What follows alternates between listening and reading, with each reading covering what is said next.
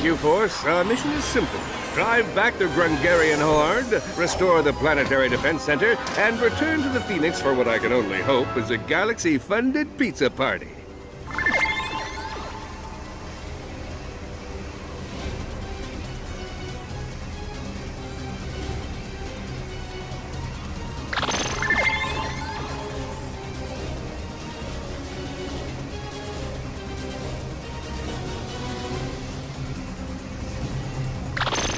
Yeah. Alright, it's time for the third level, and these new enemies you're seeing right here, the Wrecking Drones, actually add a reasonable change of pace to the way the matches play out. The Wrecking Drones are insanely destructive, and letting even one of them touch your generators is a big deal. It's for this reason that the Wrecking Drones are highlighted on the minimap and they flash red. The game considers them to be of utmost importance. This time we can use the Buzz Blades instead of the Combustor, which is like the Combustor, but better in every way. Buzz Blades is a weapon that fires forward like the Combustor, but it deals more damage than the Combustor, and it has the chance to hit enemies multiple times. So, just use it instead of the Combustor. You can still use the Combustor if you want, it's still a viable weapon, I'm just not sure why you would prefer it over the Buzz Blades. Because the game considers the Wrecking Drones to be a big deal, you are warned every time new Wrecking Drones spawn, and you usually get a checkpoint after you defeat the Wrecking Drones that spawn.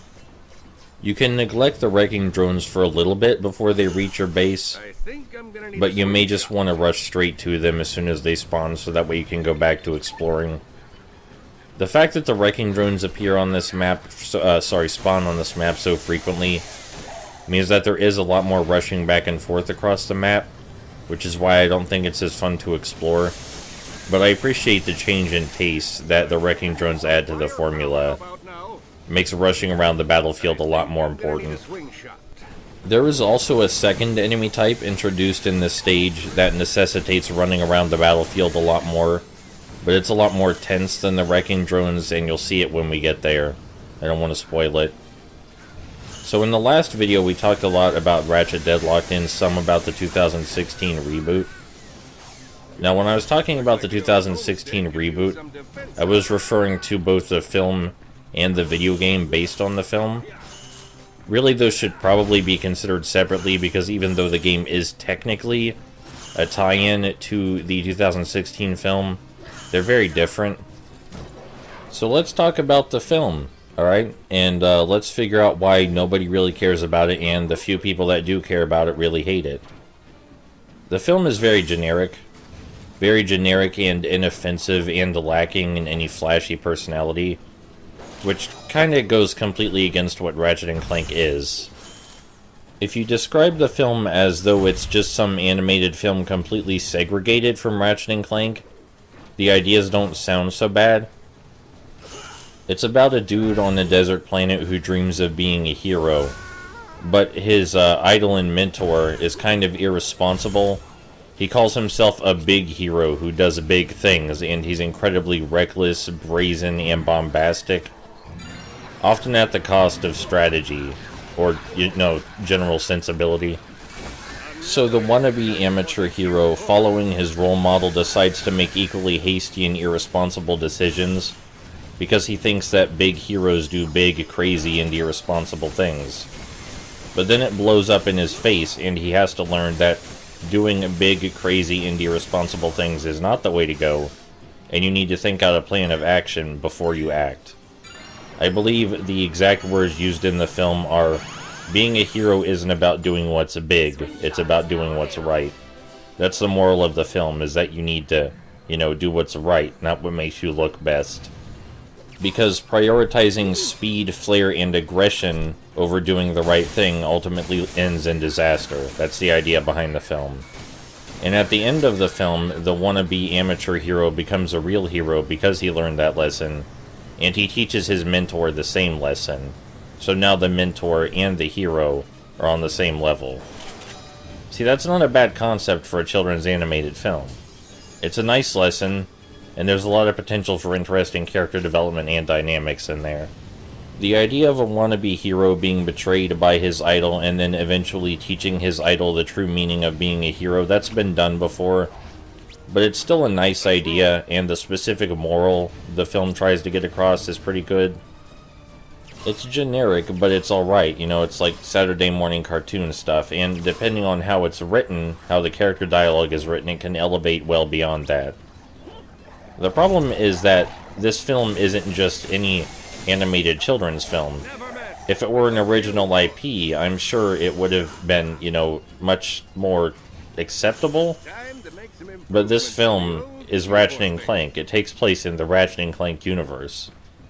And aside from visual cues telling you that it's Ratchet and Clank, there's nothing Ratchet and Clank about it. It's missing the series' sense of humor. It's all incredibly tame and G-rated. There's no real electricity or spark between any of the characters, so it just comes across as okay. There's nothing, like, offensively bad about it. The only offensive thing about it is that it's inoffensive. It doesn't help that there's a lot of screen time that could have been used to develop the main cast, but it's instead wasted on unimportant side characters. For example, Clank barely has anything to do during the movie because of an unnecessary focus on characters that are, you know, less important. The film really ultimately should have just been called Ratchet for honesty in marketing. The story is about Ratchet learning how to become a hero. It's about his character development, and nobody else besides him and his mentor are really important. The movie is also obnoxiously gentle and kind in every situation. Like, when Ratchet messes something up, he barely has to face any fallout. Most of the blame on himself comes from himself. And when Quark betrays the Galactic Rangers, he doesn't have to face any fallout at all. You don't actually see the Galactic Rangers react to his betrayal. Not even once. Quark does learn his lesson and goes across the galaxy making apologies to everyone. Which I guess, what else are you going to do if you can't go to jail? But that's all he gets. Which is pretty much just a slap on the wrist, considering he helped destroy a planet. The movie does attempt to be a comedy at some points. It feels very odd, though. Most of the jokes are entirely one note and things exclusively small children would laugh at. Like, if a child is over 10, they've already seen the Ratchet and Clank movie but with a different name, including most of the jokes. There are a few jokes that are self-aware and self-referential, and one exchange in particular that seems like it belonged in a better movie, where Dr. Nefarious is arguing about the nature of one-liners with Quark. But aside from that, all of the humor and dialogue is incredibly kid-friendly, and there's nothing there for any adult to consume, mentally or emotionally. It came as a great shock to me personally, because the director and writer of the Ratchet and Clank film, Kevin Munroe, made one of my favorite films ever, the 2007 TMNT movie, which I consider to be a timeless classic with beautiful animation and great cinematography, and it's a fantastic character study for Raphael. Kevin Munroe understood the license spectacularly, and it has my favorite villain in any fictional media ever, by far. It still had its problems mostly related to pacing, but it still understood what it wanted to be, and it had really great character writing. And you know, Kevin Munroe treated TMNT 2007 like his baby, and his love showed. His love for the film and for the TMNT franchise really showed, and it was a very special, well-written, and surprising movie. So him being the director and writer for Ratchet and Clank, that's kind of a hard pill to swallow. And he did have a lot of creative control over Ratchet and Clank. Like, the end product is mostly his. He says he tried really hard to make it match the ongoing tone of the games. I don't know if he's actually played any of the games. I can believe that maybe if he watched some full Frontal Assault and bits of Into the Nexus and Crack in Time, he might get the idea that he hit the tone okay. But most of the humor is done in his style, instead of the style of the Ratchet and Clank series, which I don't know if that's something that's avoidable. The original script writer was a writer for Ratchet and Clank, but from what I read, it seems like concessions had to be made for the animated film medium. So when the script was handed over to Kevin Munro made quite a few changes, but still thought he was keeping the tone and spirit of the series alive, which he absolutely was not. The film is basically just a Saturday morning cartoon. It feels really weird that it lasts an hour and 35 minutes, and when the hour and 35 minutes is up, I'm like, oh, it's over.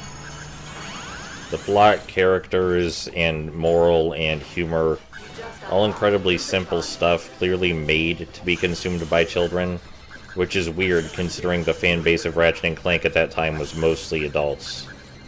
It's rated PG, but I'm sure they could have gotten it G-rated if they asked nicely enough. There's not really any dying or killing or blowing up of people. Sometimes robots get blowed up, not often though. One of the main villains dies, but it's done in a way that's seen in a lot of other children's media, and it's played for comedic effect. The film attempts to include the wacky arsenal from the Ratchet and Clank games, and considering the film's general tone, pacing, and, themes, I think it did as good a job as it possibly could, including them. Some of it is just a blatant fan service, but they do actually use the tornado launcher, the combustor, and the cryo shot, and the thunder smack properly. Some of the weapons were obviously just included so fans could go, oh, I know what that is. But at least the ones I listed just now were used for actual combat purposes instead of just to make fans happy. That being said, the fight choreography is awful and bland, which again is a big shock because Kevin Munro made the 2007 TMNT film, which has excellent fight choreography and emotionally tense fight scenes. The only remotely interesting fight scene is at the very end of the film where Ratchet's fighting Quark, and they get a couple of good uses of some of the weapons in there, but it's really just taking turns shooting. There's none of the hectic, jumping, rapid-fire mayhem you would expect from both people with access to Gadgetron weaponry.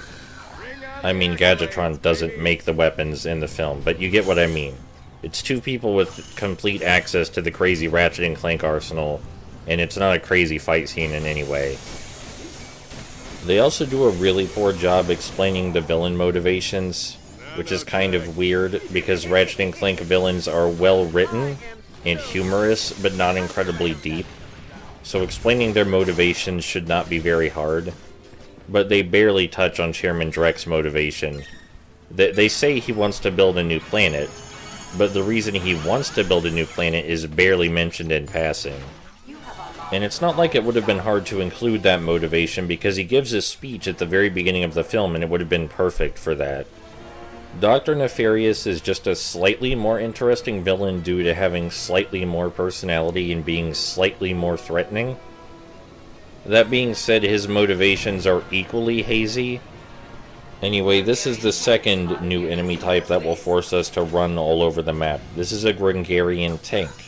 And the Grungarian tank will slowly but surely advance to our base, and when it gets here, it will destroy everything. So we need to destroy it before it gets here. The problem is that it, of course, is a tank, and thus has large amounts of health, and will take many shots to go down. But the Groovatron can help with this.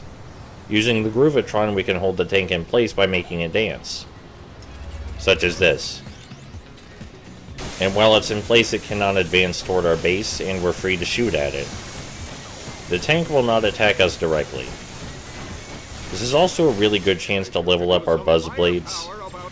Not so much the Cryo Shot, but the Buzz Blades for sure.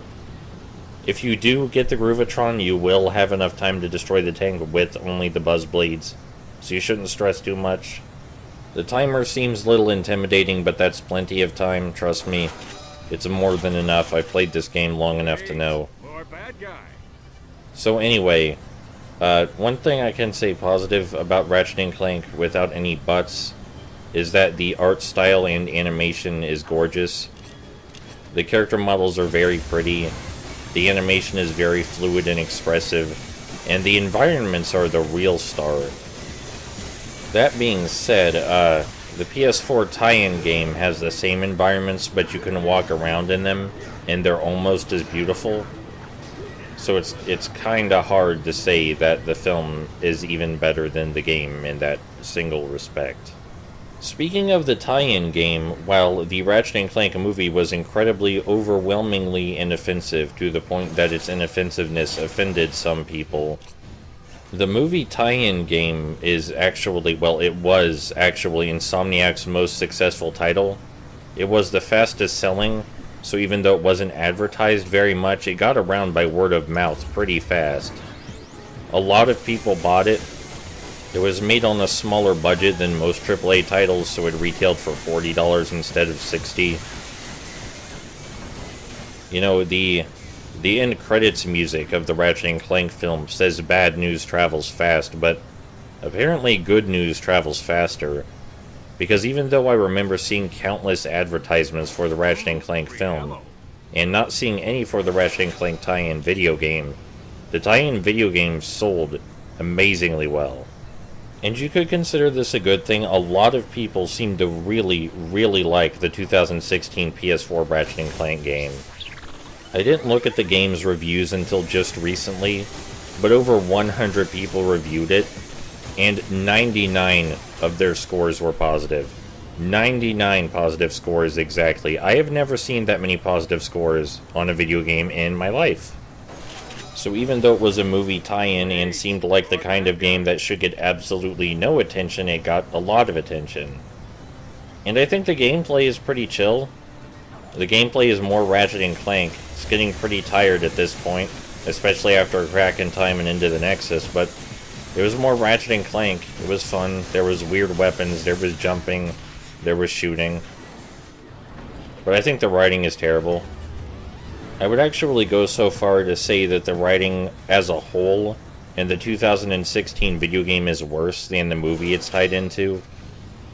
But there's more of it, so, you know, I think it balances out. The character motivations in the game are undeniably better, the game is paced better, and if the game's sole narrative goal was to fix the problems with the film's narrative, it did an okay job at that. The problem is that the video game doesn't just cover the film's narrative. It also covers a lot of the original Ratchet & Clank video game's levels and characters. And it utterly destroys almost everything the original Ratchet & Clank video game had going for it. Just utterly, mercilessly ruins it. It's a good video game. The gameplay is good. It's getting a little tired at this point, but it's well made and polished, and the weapons are fun. But as a reimagining of a much better game, it's awful. It feels like I got kicked in the nuts.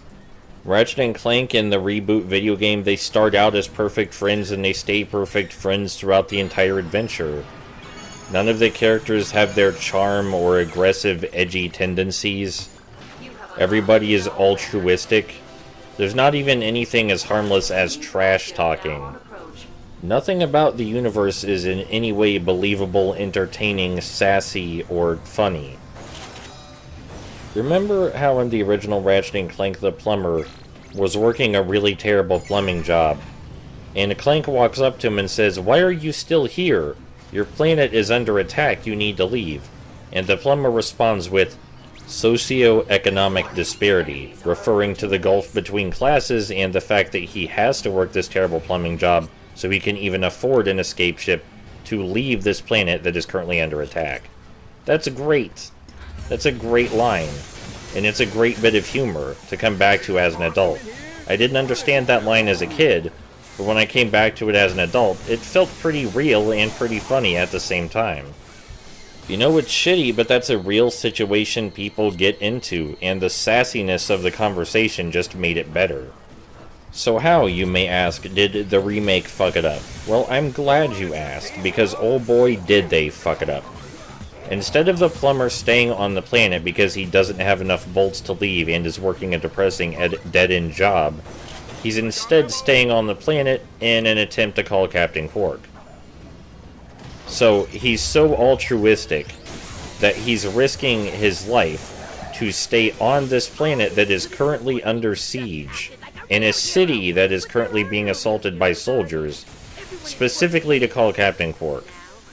Now, even assuming that you would believe that someone would do that in the city instead of just retreat to safety and call Captain Quark elsewhere, they have goddamn Skype in their ships, and the plumber has a ship. He can get in his ship and fly away and call Captain Quark while flying. They have Skype ships. So the excuse that they used for the plumber staying there in the reboot doesn't even make any goddamn sense. What's wrong with the plumber working a dead-end job, a dead-end depressing job, and having to stay on a planet that's under siege against his will because he doesn't have enough money? That's really good. That's humorous, it's really good social commentary, and it adds character to the plumber. But in the remake, the plumber is just as selfless as Clank. Selfless. I said selfless, right? Aside from the people labeled with the big villain stickers and Quark, everybody in the Ratchet & Clank video game reboot is a good guy, a hero. There's no personality, no edge, no reason to fight. Everybody just gets along. It's a really happy universe where everybody's smiling and everything is okay. There's no gray anywhere. And it's boring and sickening, and I absolutely fucking hate it with every fiber of my being. In summary, the Ratchet & Clank movie is missing any of the actual series charm, but it's incredibly boring and inoffensive Saturday morning cartoon stuff. I wouldn't recommend anyone watch it, but it's inoffensive and has a good lesson for children. And in summary of the video game, it completely ruins a classic, destroying all of its personality, you know, utterly ruining what made it what it was in the first place. Shows a complete lack of understanding on Insomniac's part for what good writing actually is. I'm starting to think maybe Insomniac only writes well by accident, and when they actually try to write well, it turns out worse. I'm just getting that vibe. Is this what you people want in your stories, in your fictional media? Just universes entirely inhabited by good people and only good people? With no reason for conflict, where everything is happy and G-rated and nice? And the villains are all clearly labeled as big bad villains? Because personally, I find it to be a bit unsettling. To the point that, you know, I would prefer to play the game without dialogue, and thankfully there is an option to turn the dialogue volume all the way down. There sadly is not an option to remove the NPC characters entirely, but that would improve the game quality immensely also. It's so very hard to appreciate all the beautiful scenery and refined gameplay when it's hidden behind really awful writing that completely misunderstands what was funny and interesting about Ratchet & Clank as a series. So yeah, no, to a degree, I find the PS4 reimagining of Ratchet & Clank painful to play. Like, it hurts emotionally to play the Ratchet & Clank remaster on PS4. I was just in complete and utter disbelief at how they managed to ruin every single character and plot point. And I like liking video games. You know, I try to see the positive in everything. I am playing Full Frontal Assault for you right now because I believe Full Frontal Assault is a good video game, and it's one of the most hated video games in this game franchise. I would consider Full Frontal Assault's narrative of more value than the 2016 PS4 reboot's narrative. If you give me a character or plot beat in the original Ratchet & Clank, I can probably explain to you how it's worse than the 2016 video game, without fail. I can't think of any off the top of my head that aren't worse in the 2016 reboot. Oh yeah, something I should mention about Ratchet & Clank on the PS4 is it's the most beautiful PS4 game I've ever seen from an artistic design standpoint. The animation during cutscenes is god-awful, but the animation during gameplay is excellent. The environments are breathtakingly beautiful. And I think it's an artistic masterpiece from a visual standpoint. So there's that. Easily the best looking PS4 game I've ever played. There are PS4 games with more detailed graphics, but I don't think any that could match the level of environmental detail and atmosphere that Ratchet and Clank has on the PS4. And if the story were as amazing as the looks, then we'd have a remaster that's actually worthy of being called Ratchet and Clank, wouldn't we? I mean, if you want Ratchet and Clank to be about a really weird Saturday morning cartoon universe, where all the good guys are blatantly good and all the bad guys are blatantly bad and everything is gentle and kind, and there's no moral gray and there's no edge to anything, that's fine. You can have that. I don't think there's anything wrong with wanting that. If Insomniac wants to take the series in that direction, and if people want the series to go in that direction, cool. That's fine. But can you take the series in that direction without shitting all over the first game's story and characters, please? Because I genuinely feel bad that there are a lot of children that played the PS4 Ratchet and Clank and are going to see it as the definitive way that the original Ratchet and Clank story was told. But anyway, I think I've pretty much exhausted everything there is to say about the 2016 film and reboot. There are still some things to say about this level, though. I've already mentioned how the new enemy types switch up the pacing of the level and force you to run around a lot more trying to defeat them. But what I haven't mentioned is that the level layout is kind of tame in comparison to the previous world. This level layout is a lot more comprehensible, which I also think makes it less fun to explore, even if it is easier to explore and easier to get around. It kind of needs to be easier to get around so that way you can get to these new enemy types that are posing such a major threat. I'm a big fan of the way the factory itself looks, and the orange skybox is really nailing the atmosphere for me. You know, this is... I don't know if I would call this scenic, but there's certainly a lot of artistic direction going on here to make this place look unique. The sky is orange. The factory is aglow with all kinds of red lights and gadgets. It's just a pleasant thing to look at. You know, the addition of more barriers and segregated areas makes more sense because this is a factory, and it also mixes up the level design from the previous level. It's just pretty good in general. It's pretty good environmental and level design. So I'm pretty glad that they went with this, even if it's not my favorite level. It is a shame there hasn't been much in the way of cutscenes in a long while, but I think it's worth mentioning that whenever Zurgo talks, the screens all over the factory light up with his face, and that's a really neat effect. There's just a lot of great love and detail here, some small things, some big things. Even though you could argue the formula is exactly the same from the last two levels, I think there's enough variety. And the game's almost over, so there's two more levels. One of them is a level we've already visited, and one of them isn't a tower defense style level. The thing about Full Frontal Assault, though, is that unlike normal Ratchet & Clank games, or mainline Ratchet & Clank games, I could say, where the design changes somewhat throughout the level, these levels all have one basic idea behind their design, and the level is dedicated to exploring that idea, instead of mixing things up as the level goes along, since the level is open-ended and non-linear. And I think this is a sensible change given Full Frontal Assault's formula. But it also has the side effect of there not being nearly as much to talk about in the level itself. Like, I already explained to you what this level was going for, what it's trying to do, and how it intends to mix things up. It added 2 new enemy types that require a lot more frantic dashing around the map. The map is a lot easier to navigate so that the dashing around is easier to do. It's well designed and it does what it tries to do, but unlike the linear platforming shooting Ratchet & Clank style mainline games, there aren't any real curveballs thrown at you, and I think that's alright. So if you don't mind, since you've seen pretty much every area I'm going to explore in the map, and you know what the level's design is like, we're just going to go ahead and skip to when I reactivate the Planetary Defense Center. You know, all things considered, I would say, especially with the key nodes and the enemies defending them, this level's pretty damn huge. Took me about 45 minutes to record this level. So yeah, I think skipping to restoring the Planetary Defense Center was probably a good call.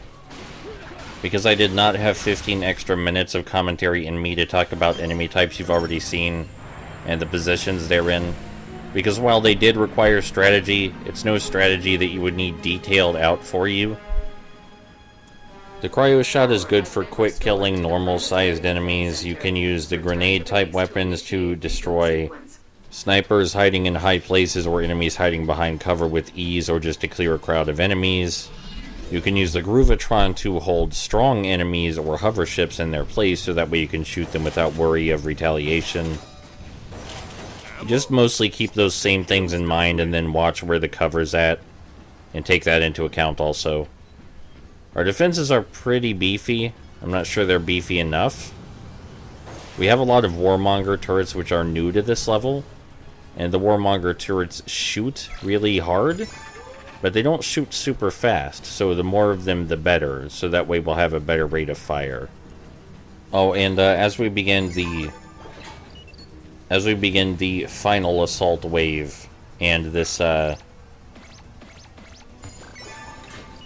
level comes to a close, I want to ask, is there anyone out there who actually liked the Ratchet and Clank film? I know a lot of people like the Ratchet and Clank video game reboot. Did anyone like the 2016 film? I'm curious to hear about that. I'm not going to mock you for liking it or anything. Mocking people for liking things is pretty dumb. And if I ever do that, I do it jokingly. I would not actually hold something like that against someone. But yeah, if you actually liked the 2016 reboot film, or even if you thought it was good, I think that might be asking a bit much, but if you liked the 2016 reboot film or thought it was good, please let me know. Because I have not actually had an intelligent discussion with anyone in regards to the film. At least anyone that likes the film. Everybody I've talked to about the film is in agreement with me that the film is bad, and they also don't like the film. But I'd be interested to talk to someone that does like the film, or that thinks it's good and can bring some new discussion to the table and new perspectives.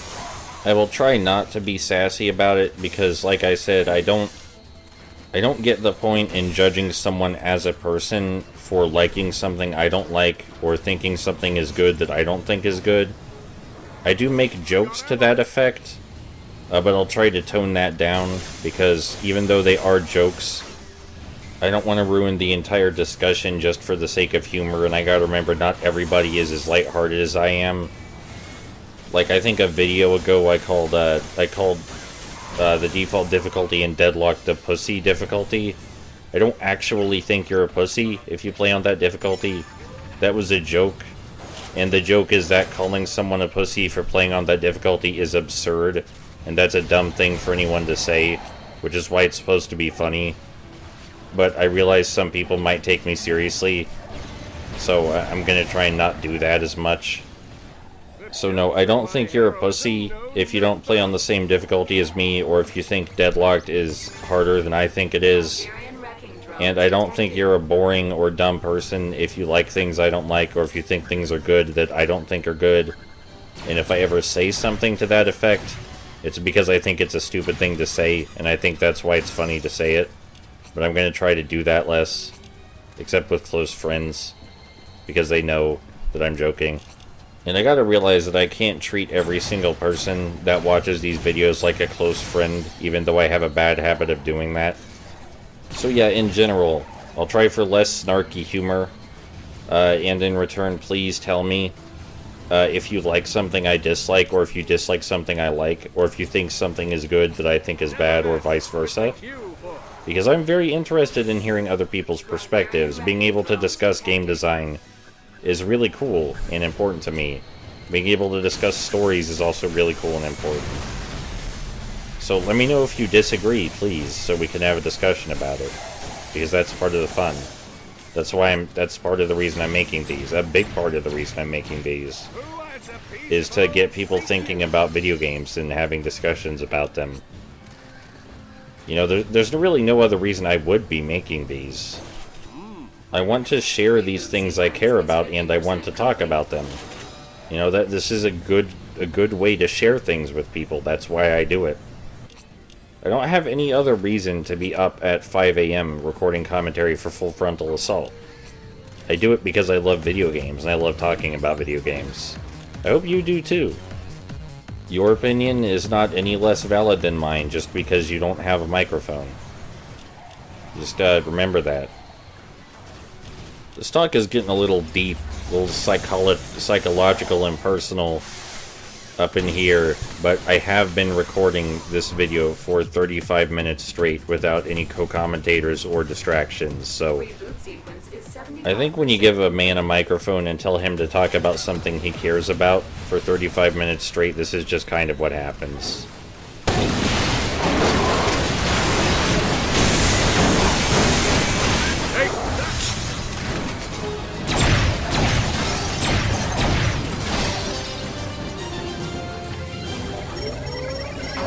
Reboot sequence complete. The Planetary Defense Center is now fully operational.